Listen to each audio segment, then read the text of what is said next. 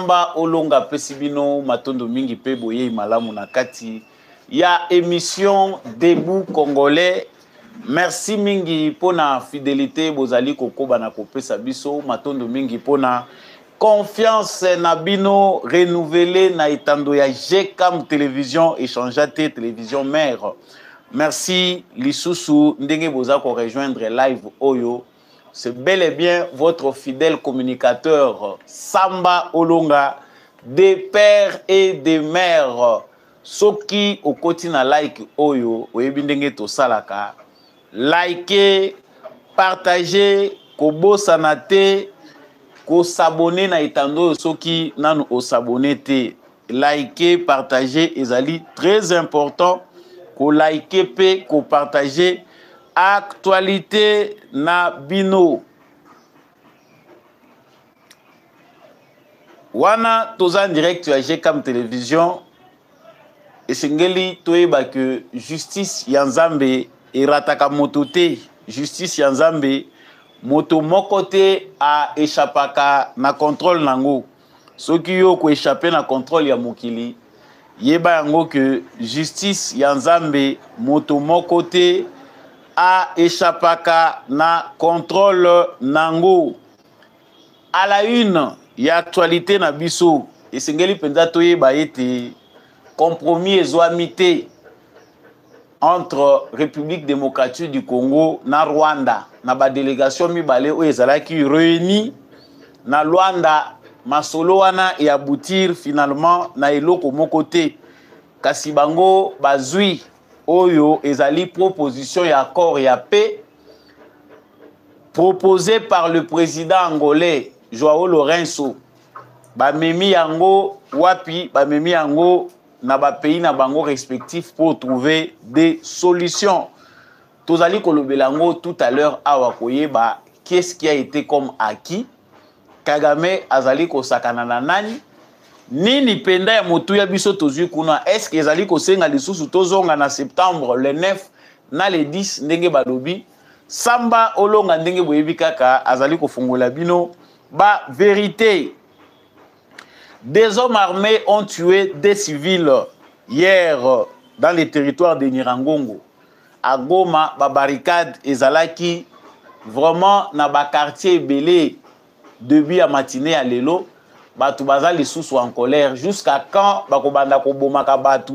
Jusqu'à quand des gens armés bako continuer kosala ka crime?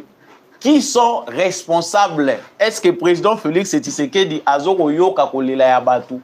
Topé ba habita ya Goma. En tout cas makambo ebele ya agenda mabe ezali sima ya makambo oyo. To kolobelango na kati ya émission oyo. Soko oza en direct, partagez déjà live Oyo Kabola yango déjà na voisin. Soyez de plus en plus nombreux à commenter votre actualité. Si vous êtes bel et bien en direct de GCAM télévision, Bokabola yango. Sango mosusu tokolobela awa ezali sango ya virus ya mpox variole des singes ndenge babengi yango. Esengeli toyeba que virus Oyo selon ministère ya santé ezali ko se répandre malembe baka ezali ko se multiplier bazali ko lancer appel na vigilance. Kasi question biso tozo mituna na rédaction na biso o to koloba kala mingi te awa ezali est-ce que ezali pe virus mpox ya business to ndenge to monaki makambo ya coronavirus to ezali penda agenda ya solo Oyo l'état azali ko protéger ba citoyen na ye. Samba Olonga boyebi ke na bomba ke loko te tozo kolobela ngo pe na kati ya émission Oyo. Yambo ete to sukisa na émission Oyo bandeko na biso ya Katanga ba commémorer liwa ya Baba Kyungu. Kasi makanisi eza kobima kuna na bandeko na biso ebele ya espace Grand Katanga ezali kobangisa ba Congolais mususu sur l'esprit de l'unité qui doit régner dans les fiefs de tous les Congolais. Na kolobelango pe na kati ya émission Oyo. Na bosukisi Denis Mukwege, Martin Fayulu bazali na même ordre ya pensée, bango bazo banza penda que esengeli Félix Tshisekedi entente ezala, dialogue esalema, ba discussion ezala entre ba compatriotes pour la cohésion nationale. Martin Fayulu pour na ye auti convention ya ba démocrate américain alobi asengi na batu na ye bakende koyamba ye pe asengi ke sengeli cohésion nationale ezala. Natina wana ya lingi penda que masolo moko ezala pour que ba discussion constructive ezala pour l'avenir du pays, paix, protection et intégrité territoriale. Malamu to mabe, boyebi ke Samba Olonga azalaka profond na analyse na kolobelango pe kaka sika awa. Boye malamu na bandeko nyonso oyo bozwi libaku ya kolanda émission Debout Congolais oyo ezalaka toujours présenté par Samba Olonga mwana mboka. Oza en direct ya GCAM Télévision, partagez live oyo na voisin. Bon week-end na yo ici kanyon sur yo kolanda biso, partagez massivement. N'oubliez pas de liker si vous êtes en direct. Likez, partagez. Bonjour à tout le monde, bonsoir à ceux qui nous suivent le soir. Bon début de week-end na bao baza kolanda biso na tongo actualité bandi. Voilà, je venais de parler de l'actualité Ndenge Lekeli na Luanda. C'est sans surprise qu'on apprend que agenda où ezali discuter kuna entente ezali presque pas. Communiqué officiel et lobby que les 29 na les 30 ba experts et les deux pays ba kende ko kutana lisusu pour essayer de discuter, d'échanger sur les matières oyo ezali kosenga expertise. Balobi pe na mois de septembre prochain, entre le 9 et le 10, bakokuta na lisusu pour na kozonga na ba discussion. Selon communiqué final balobi que bapesi bango proposition y accord de paix tel que ezali proposé par les médiateurs. Médiateur ezali président angolais Joao Lourenço. Ya pesi bango possibilité bakende ko discuter les sous sur ba matière wana. Pourquoi ils ne se sont pas entendus? En tout cas, ezali sans surprise. Biso aussi to prophétisa qui pour ba prophète pe ba koma ebele na Congo. Nous avons déjà parlé tolobela ki ango plusieurs fois que à venir, il y a processus, il y a Luanda, ezali menacé. Les criminels, Paul Kagame, n'a pas du tout l'intention de voir aboutir ces processus-là qui ne va pas en sa faveur. Total, ça qui n'a pas émission et les cas qui, le lengeni ni Kagame à travers ba manœuvre naie, azali ko luka ko dévier processus wana ezali ko sepelisa yete. Makambo nyonso eza koleka na Luanda ezali kopesa image ya mabe ya Rwanda pe eza ko créer confusion na opinion rwandaise, opinion publique rwandaise.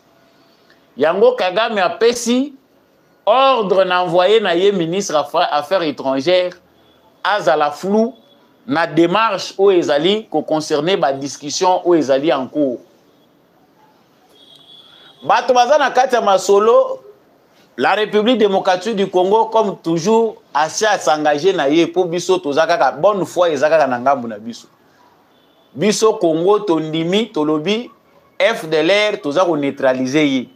Les Rwandais doutent selon makambo ezako bimakuna. L'envoyé du Rwanda azali ko douter sur application ya mesure wana ya neutralisation ba FDLR. Alobi ya azali ko monate comment le Congo qui utilise les FDLR à tous les niveaux. Bon négligeaka te makambo yo ba communicateur rwandais bazali koloba na ba média na bango to pe na ba canaux na biso to na ba réseaux sociaux. Bango pona bango balobi les FDLR. Si le Congo pense neutraliser les FDLR, sachez que les FDLR sont même dans la garde républicaine. Ba FDLR bazan armée congolaise.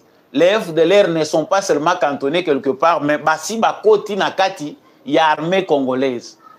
Vous comprendrez que l'objectif est de compliquer la situation. Donc il y a un contingent où il y a des militaires, des Rwandais, qui sont intégrés dans l'armée congolaise pour aller nuire au Rwanda. processus wana tellement que ezali difficile, ezali compliqué, ezali juste mis à l'ordre du jour pour na kolekise la Congo tango. Vous imaginez qu'on met en doute, on dit que non, dans l'armée congolaise, il y a eu des FDLR. Le deuxième point, oyo bazali kolobela na kati actualité na bango, to na kati ya ba proposition na bango, balobi le Congo doit accepter de dialoguer avec les M23. Donc le Rwanda ne fait que proposer, le Rwanda aza ko s'imposer à lobby. La meilleure des solutions est que ndenge toza ko kutana awa République démocratique du Congo, il faut s'engager na dialogue na M23. On pense aussi que ça aussi ça fera partie de la solution. Mais nangambo ya bango, le Rwanda n'est pas prêt à dire comment les militaires rwandais sont sur le sol congolais. Aucun engagement sur les retraits, il y a des militaires rwandais sur le sol congolais. Donc les Rwandais veulent beaucoup du Congo, mais les Rwandais ne veulent pas donner. Président angolais, avant que le ministre des Affaires étrangères assis à Talisaki devant Mokili Mobimba. A lobby que oui, processus est de moi malam, mais blocage est ali. Blocage est de nature et empêcher tes finalités accord. Mais blocage est ali parce que jusqu'à ce niveau, il n'y a pas encore de certitude sur le retrait des troupes rwandaises sur le sol congolais. C'est-à-dire c'est Kagame qui bloque. Les dernières informations que nous avons démontrent que Kagame azali informé na ba minaye ba démocrate américain bakolo likopa na bango oyo baza ko sala ke Congo to lela ndenge toza ko lela boy. Ba démocrate américain na ba républicain mususu pays inclus bato tout baza na dossier oyo ya est ya République démocratique du Congo baza na besoin ya trêve. Nous en avons aussi déjà beaucoup parlé que trêve na bango c'est pour des raisons électorales. Le rôle en États-Unis baza na ba élection, ils ont besoin qu'ils soufflent un peu. Moment où ils ont moment ya ko trouver ba solution te pour na bamboka o bisika ba intérêt stratégique ezali. La question pourrait pour l'instant ezali que ça s'apaise un peu le temps qu'il trouve une solution par rapport à la menace que représente Trump par rapport à l'agenda na bango. Ce que le Kagame a dit que le piège important, c'est que si il arrive à signer et que agenda wana o eza agenda américain, si Kagame se précipite pour le signer, andimi azwa compromis na RDC, c'est la voie vers sa disparition. Vous allez comprendre que tous les présidents africains, les dictateurs, oyo, bayaka côté le Milabango, au Occident, benganaka bango, ils finissent toujours derrière un accord. Et ça, un accord, moko ba proposer ka umoni, ba créer, ba bouger, ba kambuti, ba komemaye, akende ko signer kake loko moko boye. Et loko ya ko signer, accord ya ko signer wana engagement wana kozwa. Ezalaka loko la fait vert ya départ na ye. L'Occident bazali lisusu a mesure te ya ko s'assurer sécurité, ko assurer sécurité à régime ya Kagame. Ils ne sont pas à ce stade. Mais Kagame a des amis de multinationales. Kagame azana batunaye oyo bazako bouger bali de manière parallèle. La politique américaine face à ce qui se passe dans la région à Grand Lac ezali que la page Kagame est tournée. Mais le multinational, les entreprises, Bami à Kagame, notamment la famille Clinton, et tous ceux-là qui profitent du désordre à l'est de la République démocratique du Congo, Bazan a besoin de durer nanu aventure. Nanu ba komi prêté pour que tu trouves solution. Oye ko sala ke casse ezalati. Bazan a besoin de épuiser biso. Biso, aussi tu as vu ça qui président Félix Tshisekedi. Il est le mieux informé, bien sûr, mais la lecture de la situation, on le fait ensemble. On l'a fait ensemble, pardon. Donc, ce que tu as koloba, biso pe tozo mona lecture na biso que baza ko l'excella président na biso pe tango. Parce que plus mikoleza ko kende, plus frustration à ba congolais, ezali ko koma makasi, plus ba dossier ezali ko bakisama. Parce que nous ici, nous voulons aller vite pour que to entamer ma question à développement. Ça dit biso to kende mbangu po tous le développement, banzela, maï, courant, c'est que les Congolais attendent beaucoup plus de la part de Tshisekedi Ezali, comme meka, comme tchaba base au développement et koya kolanda likolo. Donc, pour ce qui s'est passé à Luanda, en tout cas, il n'y a pas assurance que l'eau malunga et kobimakuna. Les plans américains visent à imposer à Kagame une voie de sortie. Et puis, ce qui peut totalement malamu. Il n'y a pas d'accord entre Tshisekedi et Kagame, il n'y a pas de discussion au dialogue Tshisekedi et M23. C'est un problème entre le multinational qui sont derrière Kagame et la manière dont ils veulent coopérer avec Félix Tshisekedi. Tshisekedi azana bisika tieli bar na ye. Ce qui Tshisekedi aujourd'hui a décidé de trahir biso, c'est facile à voir, mais tokotika peka ndenge ba musu bazo critiquer tozo koloba. Le multinational veut que les akutu ata 50, 45, 60 te. Kaka ndenge zalaka 80, 20, 20 oya bino wana pe po bomonango. Il faut pe bozala makasi na organisation pour arriver à récolter 20 wana. Donc il y a encore de l'entêtement dans les chefs des Américains. Naba Européens, et ça na bateau baza entêté que situation yo ya statu quo toza ko vivre. Il faut demeurer ndengezali. Donc, il y a des logiques qui s'affrontent pendant que Bisso Toza observé Makamozo le Ghana Luanda, Tshisekedi a dit quoi, la guerre, ceci. Il y a des logiques qui s'affrontent, non seulement aux États-Unis, en Europe et partout dans le monde. Entre les agents du statu quo, Naba agents, il y a changement. Ceux qui sont pour les changements, ils voient leurs intérêts sous une autre forme. Bah, comme on a dit non. Ceux qui t'ont dit, voient Tshisekedi azoko lakisa biso, guerre na est à Congo et Sili. Mais nous allons traiter d'une nouvelle manière avec Félix Tshisekedi. Comment nous devons traiter? Tshisekedi pour na kozwa nyonso tolingi. Et toyebi que ce sont des pays puissants, bah comment on la biso kaka d'une certaine manière. Tant que vous n'avez pas encore assuré une bonne organisation, tant que les citoyens de votre pays ne sont pas encore assez matures pour protéger leurs intérêts, bah comme on est la bisoka tantôt d'une manière.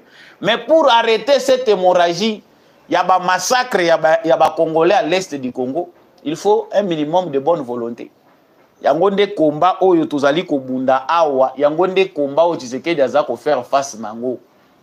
Na phase déterminante totikali nango, vous voyez que le fossé est très long. Et ça n'a pas question Tshisekedi à mesure pour répondre tout couper ça va congolais ba réponse exacte. La guerre finira quand Tshisekedi ne sait pas. Mais Tshisekedi sait qu'il a déjà mené, engagé une bataille. Oyo, na moment tokomi, il n'a plus droit à l'erreur. Il n'a pas une seconde pour faire les reculs. Kagama linginda simbi sa Tshisekedi touche, mais touche na ye baluke lié. Touche na ndenge nini. Si Tshisekedi ose seulement se rabaisser na niveau ya kosolula na ba M23, sachez que c'est fini. C'est lui qui perd. Les gens disent, oh, Mikitissa, Basolula Kakaka. C'est ça la logique du PPRD, c'est ça la logique de Kabylie. C'est Baïbisi Tshisekedi que ce qu'on a en état de faiblesse, va négocier. Donc, négocier veut dire que Zonga, Nandenge Biso Tobandaye ko salela. Biso Tozalaki Soko Yindi Boye, to Bengi Kagame, to Yebisie, Zwa Bango. Zongisa bango na Uganda, zongisa bango na Rwanda, tukupesa o lingi. Mabulo zoli kawana totike liyo. Bango tukobanda kufuta bango chaque fin du mois. C'est-à-dire des administrateurs, chefs ya ba territoire, partout là, pesi bango ba poste ali ba koti bango tina kati armée. Ceux qui comprennent les choses savent que le problème n'est pas Tshisekedi mais le temps. Si nous associons le temps aux Tozali, la maturité à bas Congolais, on pense que tout sera fait. Mais si les Congolais pensent qu'il faut être que simple observateur, ndenge bozota la constat mutamba, baza ko beta ba flèche kindoki na ba magistrat a wana itali bisomoko. Donc inutile pour nous les 9 et les 10 septembre ezaka ko benda ngonga. On ne pense pas qu'il quelque chose de bon va sortir de là. Ya malonge ko bimate. Sangwami bale nazo kota wa ezali makambuto sipe to lobi to lembi. Chaque semaine, ce qui semaine moko ba pemi, semaine ozo kolanda na goma koyoka ka batumi bale bakufi, batumi sato bakufi. Quelque part, on se demande comment les gens vivent. Pour zota la Pélix ezali na kati ya ville ango. Ezana ba coin oyo na goma, l'ambiance, le luxe, c'est plus mieux qu'à Kinshasa. Mais une ville sinistre, ville moko oyo ezali dans le rouge. Mais otali opulence oyo ezali ko circuler kuna na mituni, soki penda cellule ya renseignement financier ezali penda au top. Ezala bato belé faut ko kanga bango kutuna bango mbongo na bango eutaka wapi. L'actualité dans ces coins ezali que bato moko armé ba koteli lisusu bato na ndaku na Nirangongo babomi 2 personnes. Ça fera autant de morts pour espace moko kaka il y a une semaine. Ces phénomènes ezali ko totaliser maintenant près de 2 ans. Tolo bakaka 2 ans. Oyo les banditismes armés ezali ya bazo ciblé batu na bandako bazo kende ko boma bango. Mais nous avons un gouverneur militaire, le maire est là, aza policier, banani, administration est militaire. Nous avons les services et renseignements. Ce qui est choquant et grave, c'est que chaque fois qu'on parle de tuerie, que on a tué 3 personnes, on a égorgé Basali Boy. Vous verrez là, 48 heures après ou 24 heures, autorités militaires et policiers présenter un groupe de bandits, que ce sont ces bandits-là, à la base, il y a tuerie wana, tokangi bango. Ça fait maintenant plus de 10 fois. Oyo bazali ko présenter ba bandits armés na Goma que ce sont ces gens-là, à la base, il y a ba tuerie. Aujourd'hui, les lotants Tokoloba na Tongo, Batubalamuki na Kanda, na plusieurs quartiers na Goma, il y a eu des barricades, Bamabanga na Banzela, Mitouke les Kate, pour empêcher tout ça. Parce que les gens sont en train de protester contre les problèmes d'insécurité aux réseaux à la résolution. La question que moi je me pose dans mes analyses, c'est que les chefs de l'État, les chefs d'état-major, les ministres de l'Intérieur, question oyo, baza kozwango na sérieux toté. Nous faisons face à un terrorisme où ezali penda ciblé Goma. Parce que la meilleure façon pour les Rwandais de trouver la voie d'entrée à Goma, parce que Goma est cible na bango, côté nyonso bazo kende ko baluka wana, objectif ezali grande ville Ekweya.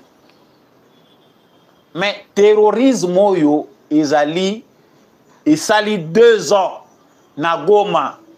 Ya okolamuka kaka beaucoup te bembe na coin bolamuki boyoki na ndako kuna bakoteli babomi bino avec toutes les unités à ba force de sécurité en place na Goma, on n'arrive pas à trouver des solutions face à cette insécurité.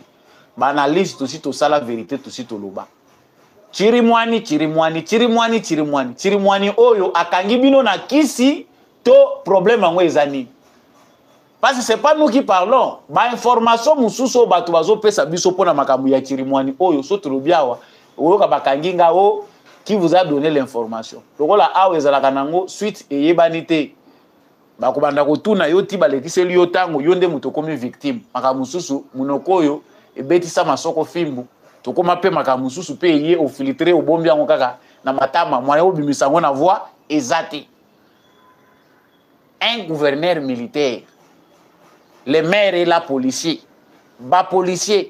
unité spéciale, police militaire, service ya renseignement nyonso ezali, service ya renseignement ya ANR na ya demiap eza. La conclusion ezali, selon les informations, les criminels sont dans l'armée, les criminels sont dans la police. Soki bo moni bo vandeli les kambu na force nyonso ba sécurité ba unité nyonso bo engagé, les criminels sont au sein des forces armées. Baza coopérer et puis bato baza ko diriger province ba yebi eza kop na bango. Il y a un sabotage qui se fait. Loko la force nyonso Félix Tshisekedi atie ba moyen nyonso ba tia Kongo Maekweya te, ils ont changé de procédure, stratégie changé. Ndengeni bako ko sala yango, il faut inventer du terrorisme. Le est importé. Les Rwandais importent le terrorisme. Les Congolais aujourd'hui, ils ont la facilité de trahir leur pays.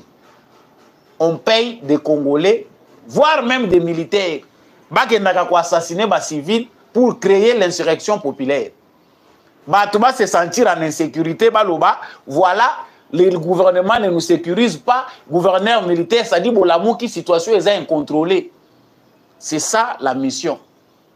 Mission est que Bolamouki na tongo. Parce qu'une fois que ville le la Goma est na rouge, sur le plan sécuritaire, une fois que Batoubaza ko tombo kaba mouvement est mingi ya masse, l'ennemi profite là dans la masse azaka na kati ya population wan. C'est grave. Tolobi toza koloba. Chaque fois qu'on dénonce, il faut kaka mabeya. Ceux qui m'ont commis, nous avons pris des mesures fortes sont prises pour sécuriser la population. Nous appelons la population au calme. On appelle la population au calme. Le les accords na bango. Monindenge babomi deboye. Communiquer que nous prenons des dispositions pour trouver des solutions. Bakosala on dirait babeti kara. Après quelques semaines ou encore une semaine ou un mois, boyoki lisusu babomi kuna. C'est du terrorisme organisé. Les forces de sécurité, quelques éléments, je ne peux pas accuser les forces de sécurité en ensemble. Il y a des officiers, des militaires, des policiers qui font ce travail de manière noble. Avec le paix qu'ils gagnent, Babanga Kanzambe, Bazape, pour respecter serment na bango. Mais il y a des sorciers, bandoki, traîtres, oyo bazali na kati ya force de sécurité, bazako jouer double jeu. Les renseignements rwandais, pour le tolobakango, na évité, bison soto comme la carte de force de sécurité pour bon dimela biso. Les renseignements rwandais travaillent avec les Congolais, oyo bazana ba force de sécurité. Batu mingi oyo ba umelaka à l'est, dans ba poste à l'est de la République démocratique du Congo. Ceux qui bazana bolingo ya mbokate, s'ils ne sont pas résistants, ils finissent toujours de tomber dans les pièges des services secrets rwandais. Moussala oyo ba rwandais soki bazako longa biso. On se demande taille ya armée rwandaise. On se demande force o bango ba utiliser ka bazako zongo ndenge nini. C'est à travers l'infiltration, l'espionnage. Traîtrise des civils agents militaires congolais m'a accepté agent les sous ya service à renseignement ya Rwanda. Bango nande bazako zo ba armes. Qu'est-ce qui est difficile? C'est de contrôler les armes entre les mains. Il y a bateau qui va assurer la sécurité na Goma. Qui tue la population? Est-ce que ce sont des vrais bandits ou bien ils ont bateau qui tinda bango basa la sabotage?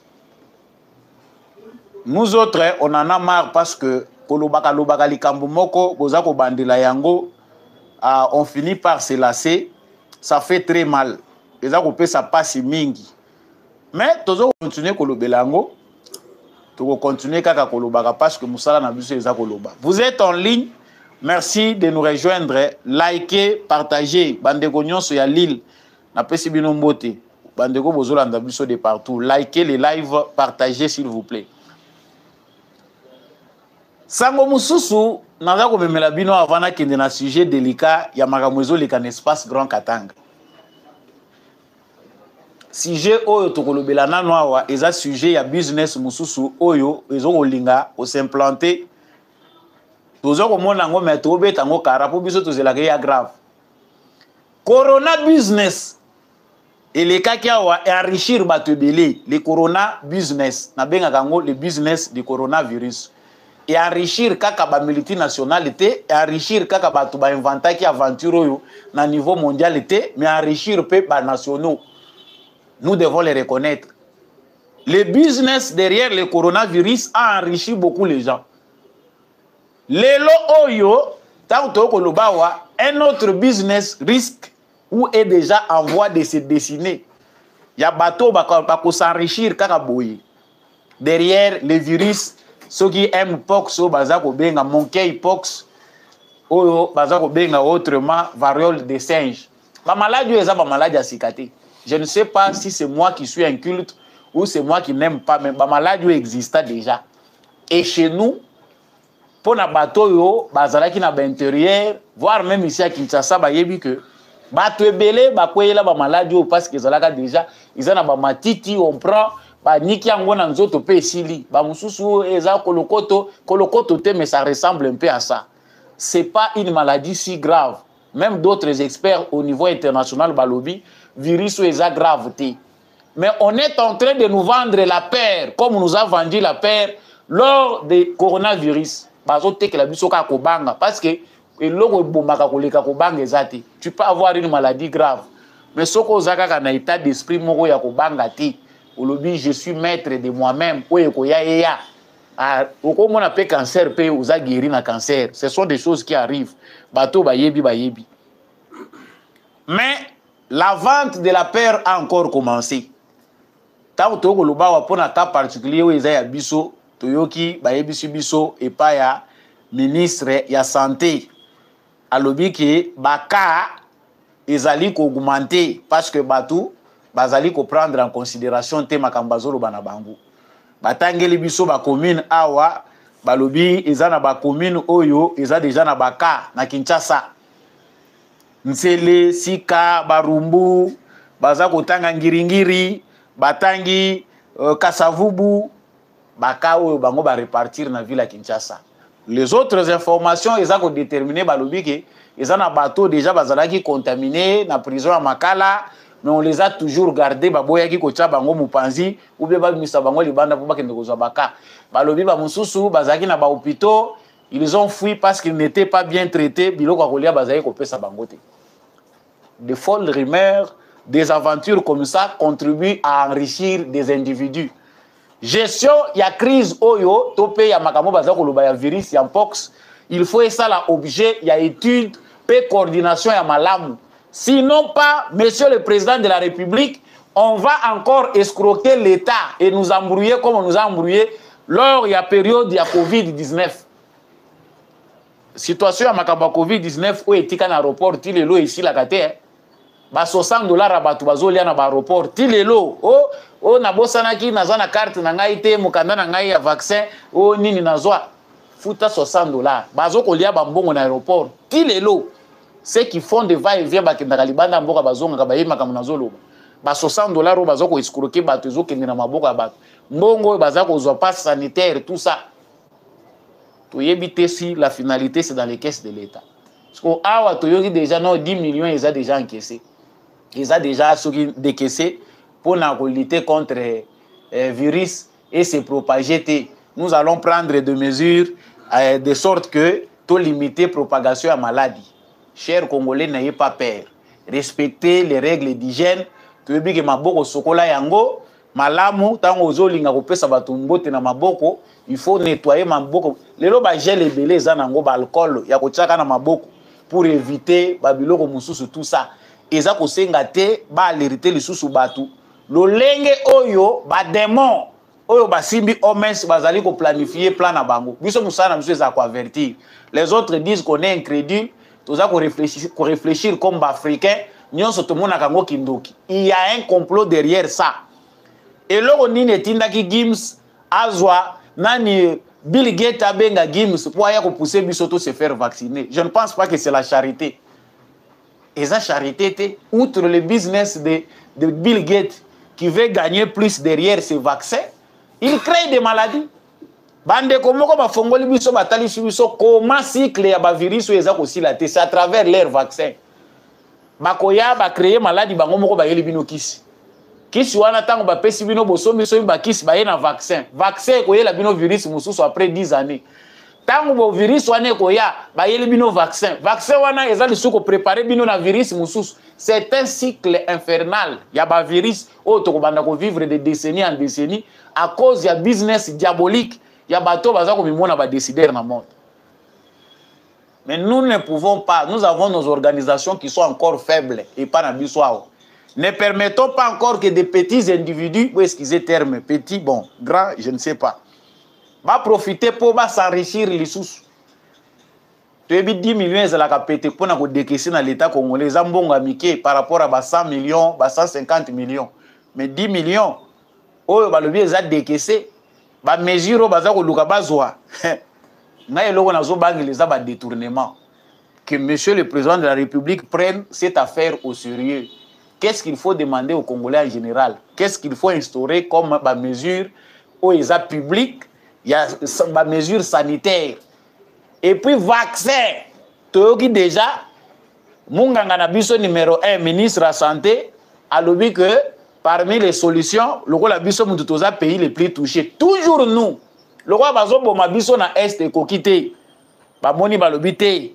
arme oyo ekosimba penda po bakufa lisusu des millions eza ba virus mususu alobi non il faut aussi envisager la solution du vaccin toza déjà na cours ya ba négociation pour ndenge nini bakoko pesa biso vaccin donc en d'autres termes ngata on azo réfléchir nazo mituna na lobi donc lokola Bill Gates abundi na nzela ya Gims esimbi te soki vaccin nini alingaki apesa biso yango bayeli biso sikoyo ya tour oyo moi je crains ba mususu ndenge toza ko vivre par rapport ya foi na ndenge toza ko boya que père et comme lokola style de vie na biso te mais faut nous organiser on ne peut pas continuer à consommer biloko ya bato yo bazali na vision ya ko exterminer biso quand on veut prendre encore des vaccins pour vacciner les gens essayez de voir ce que ça fait à côté.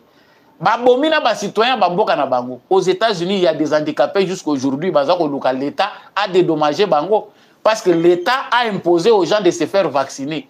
Batikali na ba troubles mentaux, batikali ba handicapés à vie, c'est l'État qui avait poussé avec à travers des méthodes coercitives. Ba imposer dictature moko ba état d'urgence pour faire vacciner les gens et profiter des milliards. Oyo bango balingaki. Lelo oyo les handicapés à travers le monde. Oyo baza victime ya ba vaccin na bango, ils ne savent pas être dédommagés. Vie ezalaka kaka moko.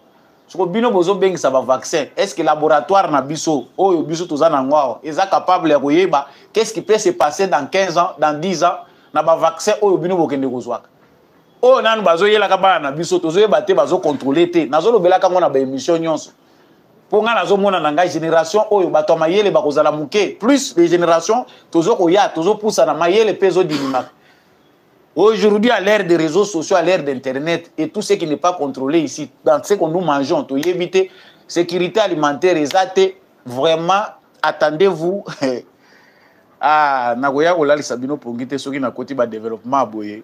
Tout ça, samedi, lelo, Batubalinga Kabazala na sourire. Bon week-end à vous qui nous suivez de partout. Continuez à liker l'émission. Nakoti, sujet Oyo, Yabande Konabiso, Oyo, Bazalaki, commémorer liwa ya Baba Kyungu, c'est qu'il aime tant. Kaka bato babomaka moto. Nde bato yo balingaka penza ko pesa ye valeur. Babomi Lumumba, allez. Parmi ceux-là, ce sont les mêmes qui ont voulu que basa Lumumba monument. Basali mabe mingi, bango moko wana nde mutu bakoya kolinga mutu ango, basa lokwa bazo rendre ye honneur, bazo pesa ye hommage. Chers téléspectateurs, Baba Kyungu a Koufaki, mais il s'était repenti avant Koufa. Nos frères qui nous suivaient à partir du Grand Katanga, le Congo sera un et indivisible. Batubakei pour na solo la makambu ya Baba Kyungu, mais Bazali ko se référer après tous les victimes qu'il ait demandé par de sa vie, il a voulu faire la paix. À l'obi na ko combattre les sous Tshisekedi de tout ça là qui m'a bé. On nous a donné 20 de pouvoir, biso bakatande to salela ki ango malamu te. Mais tant tozota la panoplie ya ba message. Oyezo wuta na bato baza ko mibenga ba leader ya espace Grand Katanga. C'est dangereux pour l'avenir, le leadership ya espace Grand Katanga. Vous n'êtes pas condamné à vivre dans la médiocrité politique. Ba politicien oyo baza na rien ya ko pesa jeunesse, rien que le tribalisme. Ce qui provincialisme, to yebite ndenge ni to kobenga. Lelo oyo à l'occasion ya makambo etali commémoration ya liwa ya Baba Kyungu, il y a des gens comme l'archevêque métropolitain ya Lubumbashi qui pensent que le fédéralisme eza penda voulu eza eloko moko ya malamu oyo bango ba fo bacha oyo Congo il faut ezala nango pomboka na biso ezala développer. Pas mal. Le fédéralisme fait partie des solutions envisagées tant que nous avons réfléchi pour arriver au développement, si cela est possible. Mais même si on allait dans le fédéralisme, le fédéralisme ne va pas vous délivrer de votre complexe.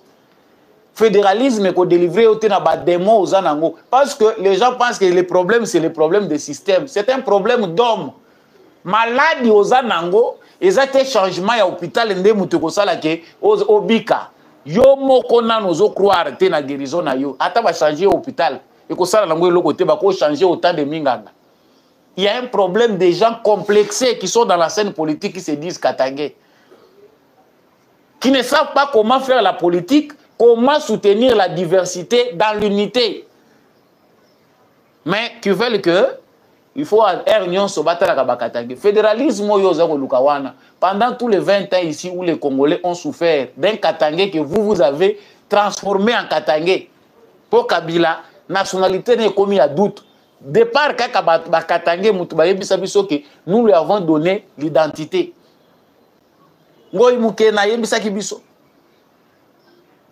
Biso mututopesi identité katangaise na Kabila. Il a détruit les pays en général. Yozoruka fédéralisme lelo. Vous pensez que le Katanga n'a pas profité des autres provinces? La MIBA a aidé aussi un moment la Jekamine à se relever. Na évité ceux qui ba politiciens mususu na Congo, ceux qui bandai ko dépendre na ba solution na biso ba individu. Bele ba politiciens mususu tozu bango totie bango na tono acide à Moupia. Les enfants n'hériteront pas de cette malédiction là.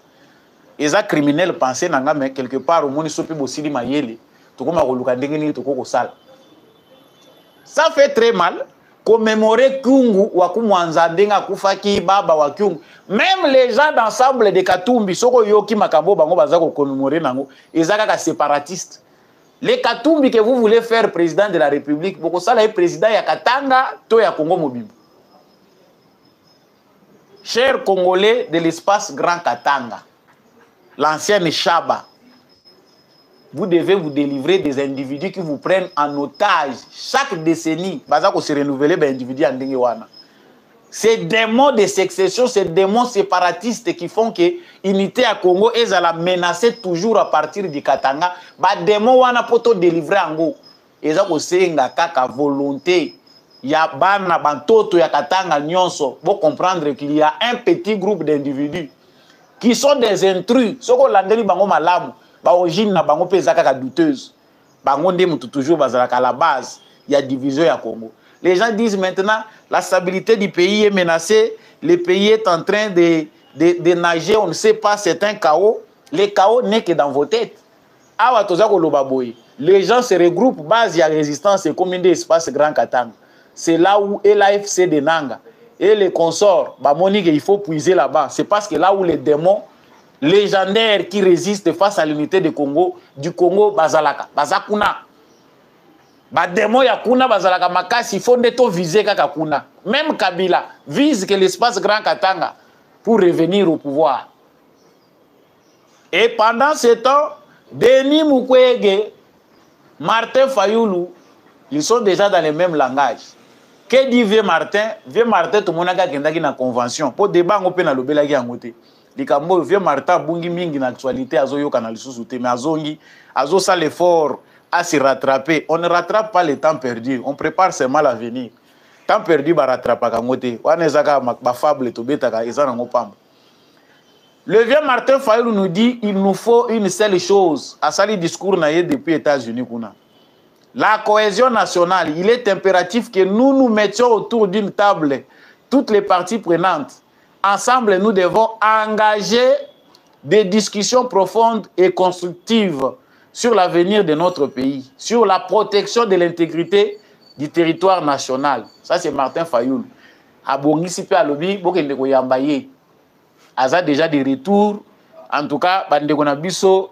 Oh, ba mesana ko yamba Martin Fayoulou mais bo sala ke bana biloko ba mama batu ba mama yangu ba mama ya biloko na ba téléphone ya ba passager batu ba victime ezala kaka bato yo ba yebi na bango likambote pour téléphone ki que ces gens là bo bokende ko yamba Vieux Martin bo tenir compte il y a respect il y a ba bien d'autrui.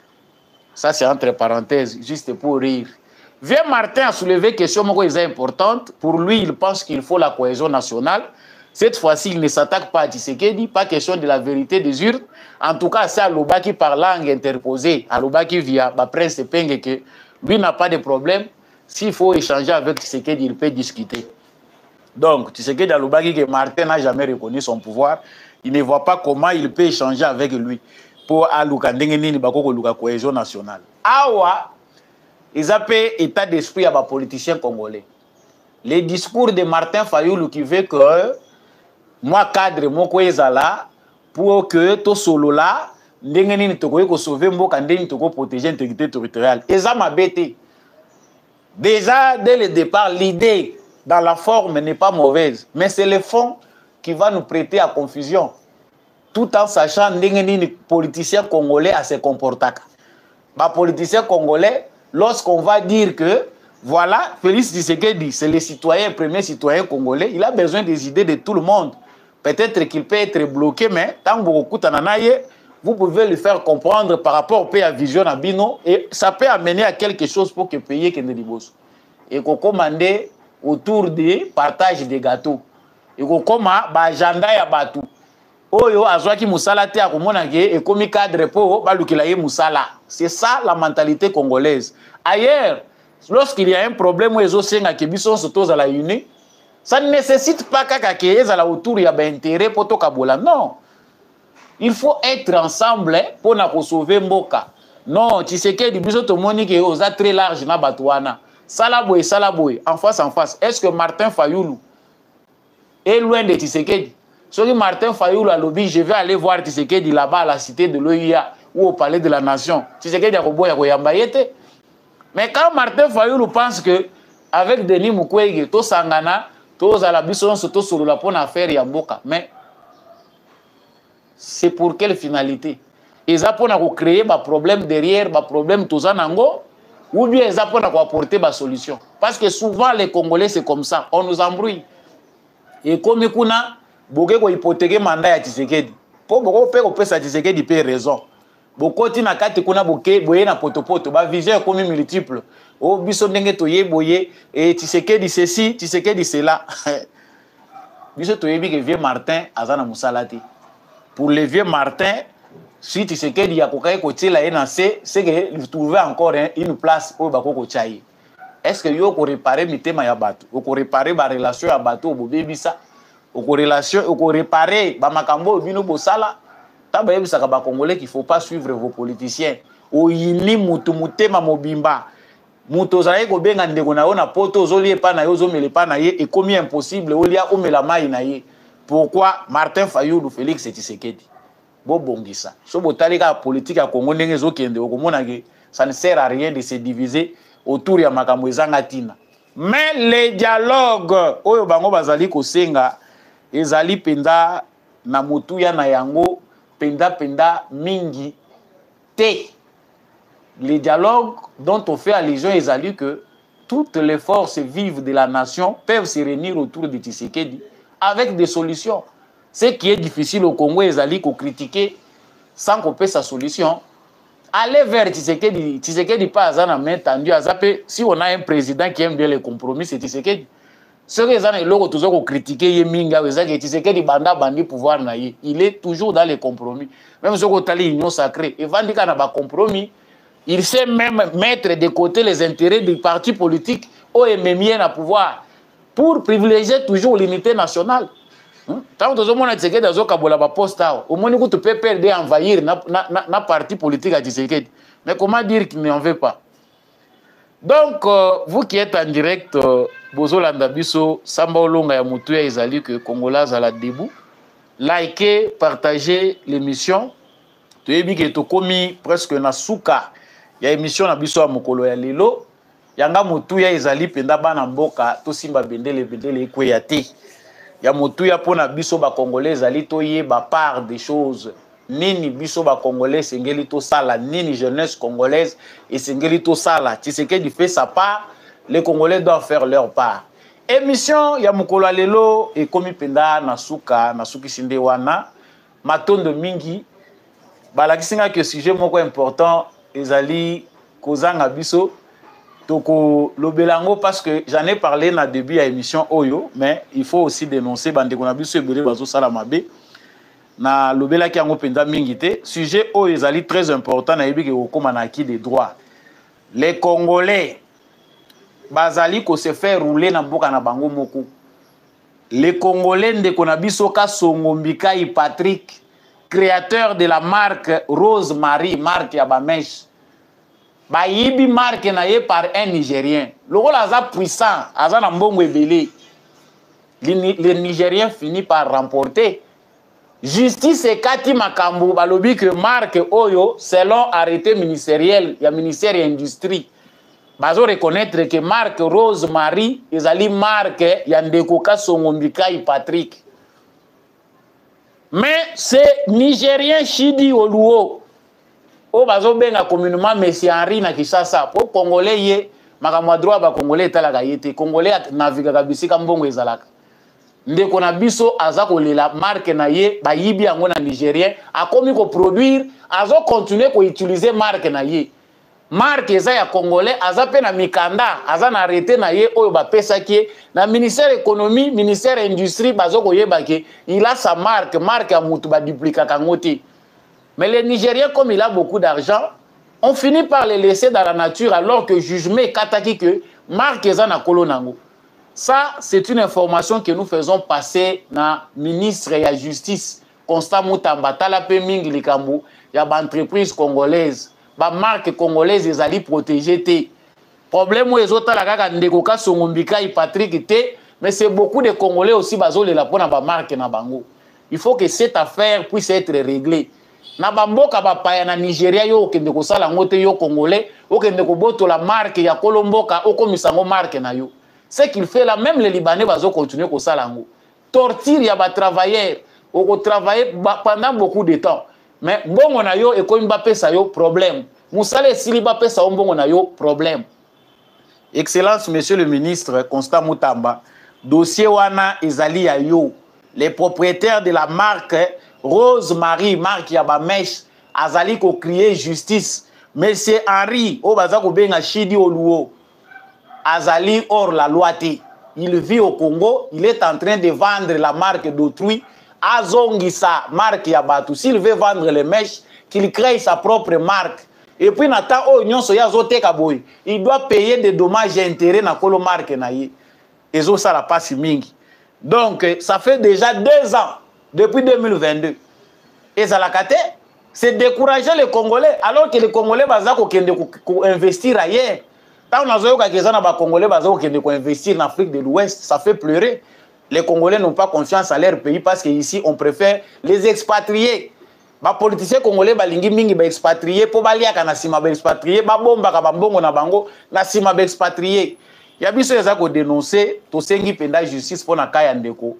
Il nous a contacté avec son dossier, il y a beaucoup de ministre, il y a justice. À la bisope ba dossier oyo émission et comme penda na suka to silisi yango merci na bino nyonso yo bo rejoindre plateforme oyo Debout Congolais plateforme penda bolingaka mingi liker partager ko bosana te ko s'abonner na GCAM télévision soko zana abonner te matondo mingi na ndekumbi à chaque fois zaki na sima caméra pe na réalisation pour cette émission oyo koma na bitando na bino merci na Apôtre Gérard Kabea Tchovo, merci à l'homme de la vérité des urnes, Jean-Louis Timbalanga, merci à Papa Maurice Kikangala, Papa Michel Lumakaso, merci à Papa Boniface Mpunga, Papa Freddy Ngwama, Matondo Mingi na Mama Bilonda, Mama Lisette Mombendou, Mama Anima Samba, mon vieux Paulin Tika, Baignon Sototanga, ils ont un cercle restreint à Samba Olonga, ils ont Mabanga te, Libanga ici comment peut déjà officiel, na présidence peut boire Mabanga.